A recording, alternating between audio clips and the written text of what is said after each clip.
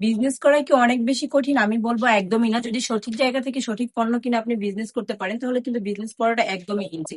আর সেটা যদি হয়ে থাকে ব্রাইটাল, ব্রাইটাল এমন একটা প্রতিষ্ঠান যে প্রতিষ্ঠানটা কিন্তু একদম আপনাদেরকে সবসময় রিজনেবল প্রাইসের মধ্যে কোয়ালিটি ফুল ড্রেস দিয়ে থাকে। নিজস্ব কারখানা তৈরি কিন্তু প্রোডাক্ট গুলো আপনারা পেয়ে যান একদম রিজনেবল প্রাইসের মধ্যে।